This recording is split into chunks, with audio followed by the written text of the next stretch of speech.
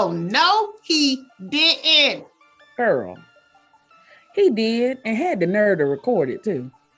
And shared it after he recorded it.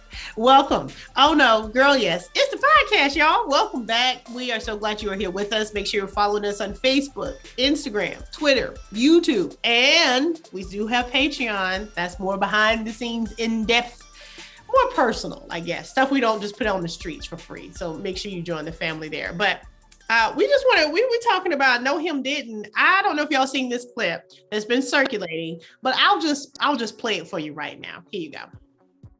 Just literally, she says, I got a good job. I make very, very good money. And she says, the only thing I need now is a man.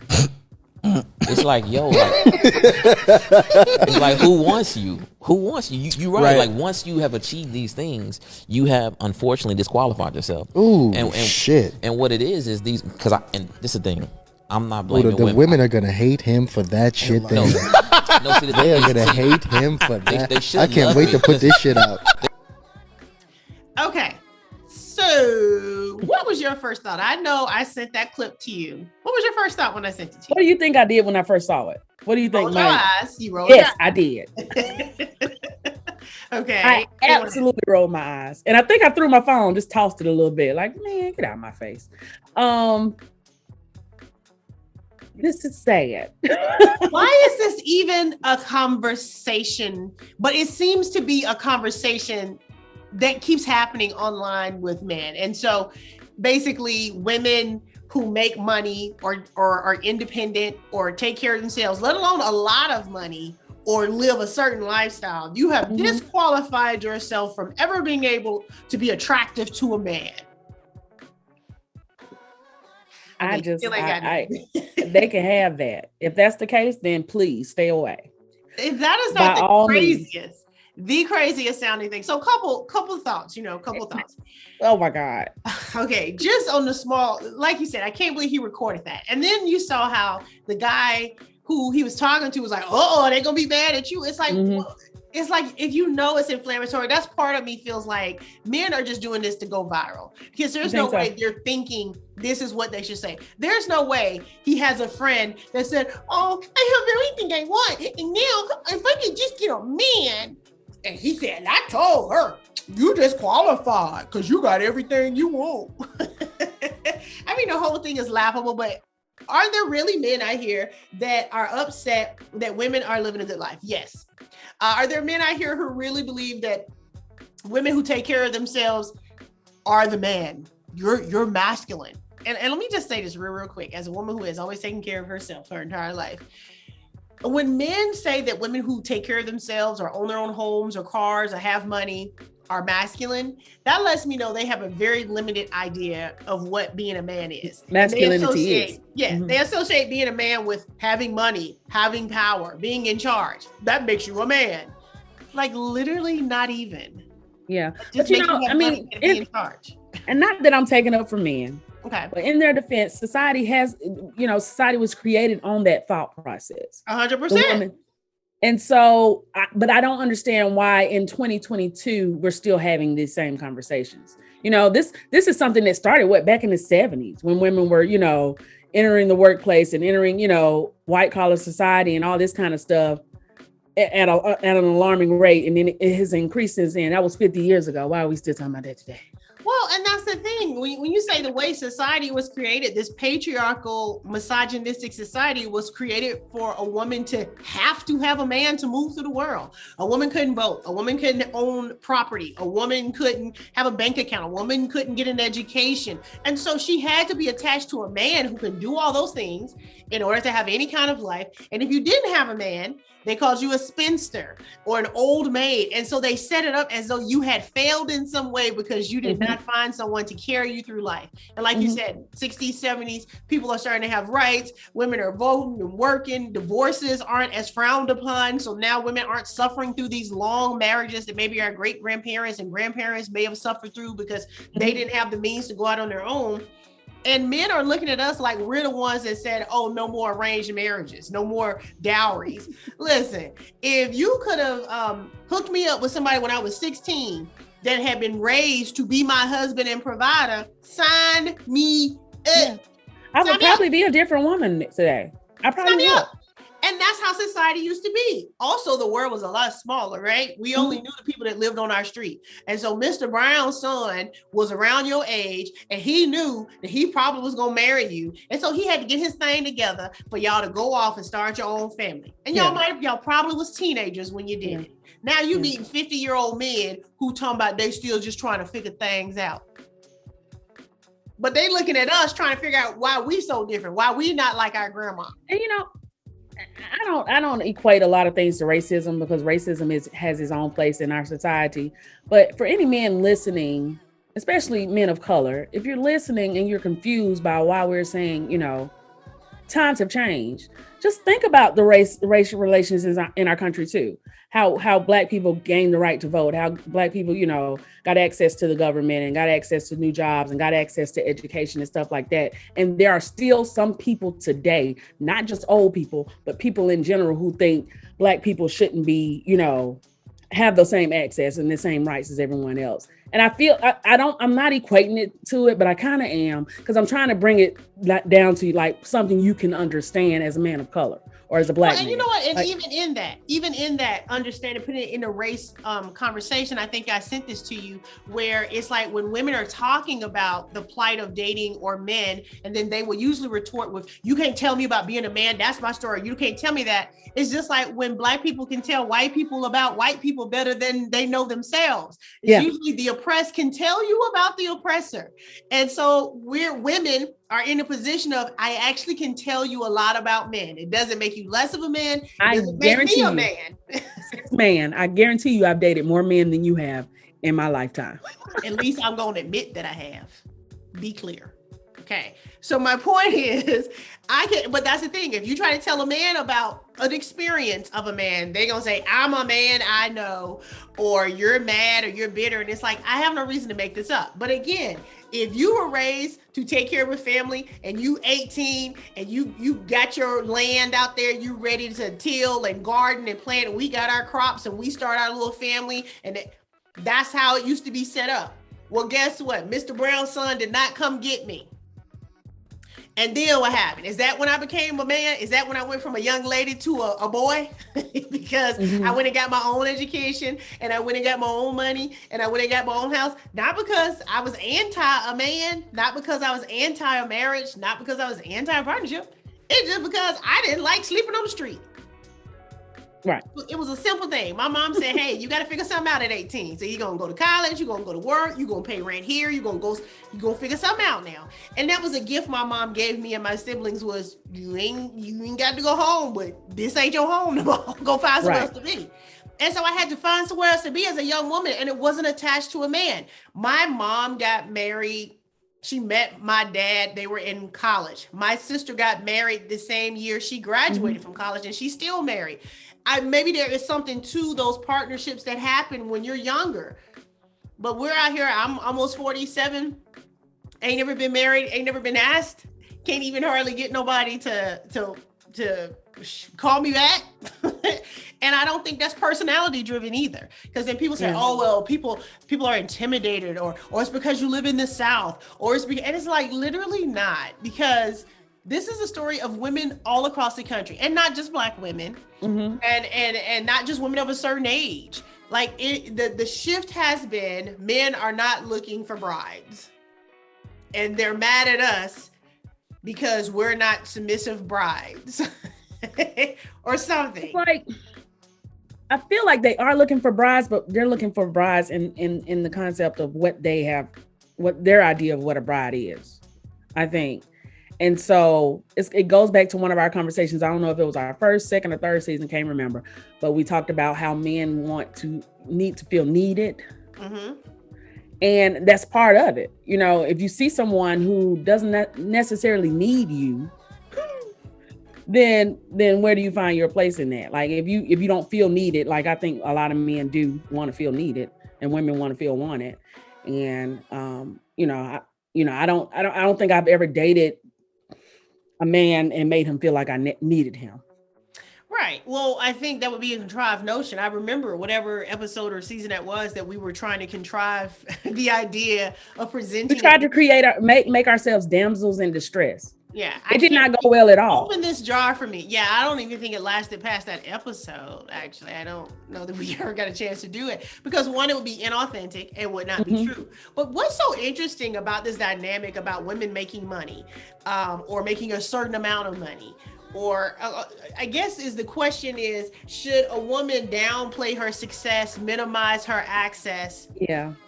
Or should she lie about, or should she not buy the house she can afford in the neighborhood she wants to live in because she's single and she doesn't want the man to think that she has too much on her own? Like, are you thinking about and processing all this information? Because it's a lot of women out here who really, really, really do want partnership in the form of a marriage and in the form of a family where they have kids. Now, I'm not that woman, but I would love a companion, to like do life with. I'm not anti that, but I'm past the point of trying to find someone to build a family with. But it's like men who have a problem with women who are successful also in the same breath will say, well, I'm not going to pay for this date because these gold diggers. And it's like, wait, you can't have it both.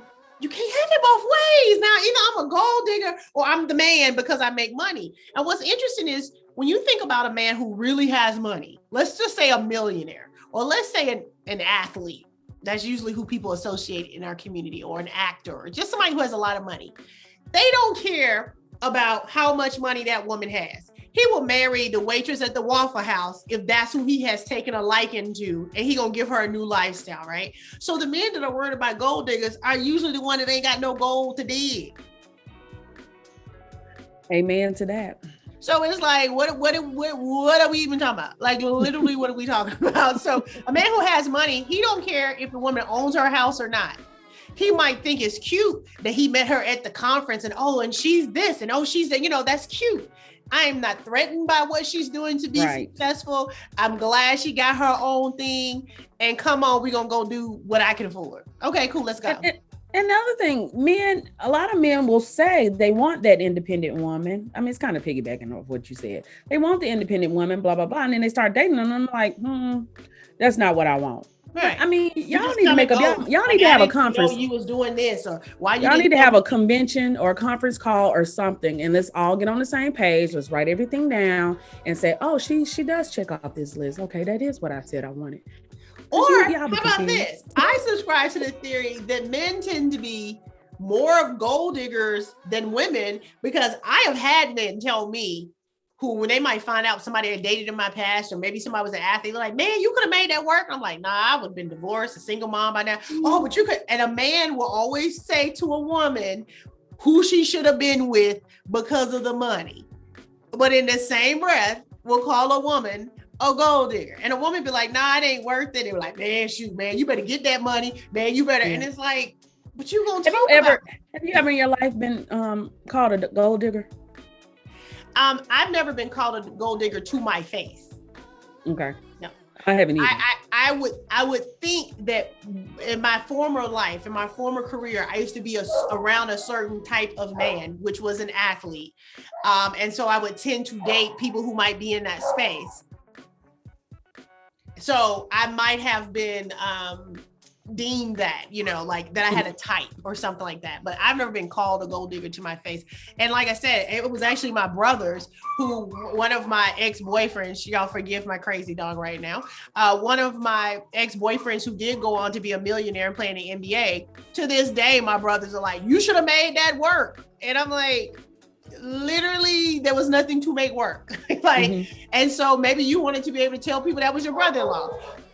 So it's almost like guys want to encourage that woman who's their friend or sister to be with that guy, so they can say, oh yeah, that my sister dates him or whatever. They don't care about you being miserable. Do not care. They're like, so you could be miserable with the garbage man too. Then what? Won't you gonna be miserable with a millionaire? And it's so many men that are always trashing women or accusing them of being gold diggers, that in turn encourage women to partner with men just for the sake of the man's money. Make it make sense. And none of these men have money who are in these conversations. Let me just add that in. None of them have any money. So it's like, as a woman who makes money, not a lot. Mm-mm. I make enough to take care of me and to live how me want to live. Okay. But I haven't had a man say that to me, but I don't know if my interactions with men have been based on them feeling that. I've never had a man say to me specifically, "Oh, well, you make too much money," or you're too independent. But maybe some of the behaviors have been based on those situations. But for a man, like the clip we played, to say, "Oh, you've disqualified yourself." Well, hopefully I have disqualified myself for whoever will have a problem. For the bottom feeders. Please. Disqualify me. I'm gonna tap out. Thank you very much. I'm not interested.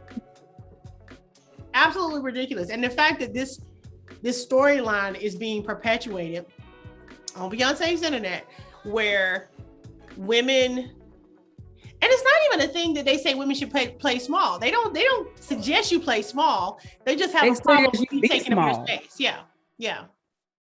Not play small, because play small is not authentic. They want you to actually not be anybody. I'm not saying you're not anybody when you don't have. But that's the thing. But it's right. But it's like, but that's a society programming, is that you got to be more. You got to strive for more. You got to be successful. And I feel like a lot of people are miserable being attached to that programming, right? Because the reason why success tends to not look different for everybody as it should is because someone told you it's a certain house, it's a certain zip code. You're patterning yourself after somebody else, or you know what I mean, like, or somebody else's thoughts and what society says. Success for me is not having to take a shower 3-4 days. Ain't nobody looking for me. I ain't had to put on no underwear.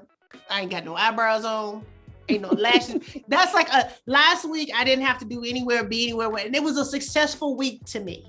Okay, to where somebody else would be like, "Wow, you need to get off the couch," and I'm like, literally a dream come true. And so if people would allow success to look like what it looks like for them, men included, you wouldn't then associate a woman's success with masculinity. It's she's successful. She has achieved these things. Black women especially are the most educated, but it's like, so should we not get degrees? Should we not pursue careers? Should we not accept jobs? Should we not apply for jobs? Should we not buy homes? Buy the house. It's not even an option. It was such a rhetorical question. Yeah. Such a rhetorical question. I actually never, I never grew up, even though I grew up in a household with two parents who were married, and stayed married the whole time. I've never had it in me to wait on somebody to do something for me. Right. And that's just how I was raised, I know some people to this day don't want to travel overseas because they're not married and they don't have a family to share that with. They're saving that. Right, they're saving those moments. Yeah. Like if I had saved even the moments that I've already experienced, not even the ones that I'm going to experience, if I had saved those, I would have wasted the first 38 years of my life. Well, true story, 100%. I know people that won't even treat themselves to a nice restaurant because that's supposed to be special. Right, I make it special. Something that has never happened. Yeah. I follow Kev on Stage's wife, and she has this sweatshirt that I bought. It's called "I Am the Reason and the Occasion." No, that's her book. I am the reason and the occasion. Period. So but whatever the programming is that if you move in the world as a woman and as the main character, you're the boy.